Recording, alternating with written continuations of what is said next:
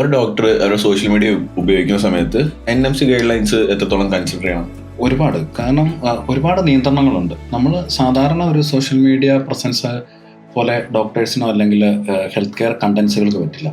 ഇപ്പോൾ പേഷ്യൻ്റ് ടെസ്റ്റിമോണിയിൽ അല്ലെങ്കിൽ ട്രീറ്റ്മെൻറ്റ് ഓപ്ഷൻസിനെ പറ്റി നമ്മൾ സംസാരിക്കുമ്പോഴൊക്കെ ഒരുപാട് റെസ്ട്രിക്ഷൻസ് ഉണ്ട്.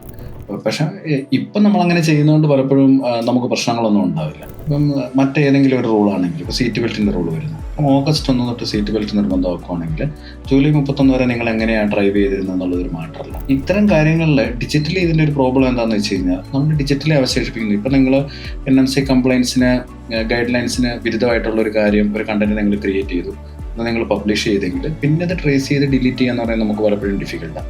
അപ്പം ഡേ 1 തൊട്ട് തന്നെ നമ്മൾ NMC കംപ്ലയിൻസ് അനുസരിച്ചിട്ടുള്ള ഒരു പ്രൊഫൈൽ മെയിൻറ്റെയിൻ ചെയ്യുക, കണ്ടന്റുകൾ നമ്മൾ പബ്ലിഷ് ചെയ്യുക എന്നുള്ളത് വളരെ വളരെ ക്രിട്ടിക്കലാണ്.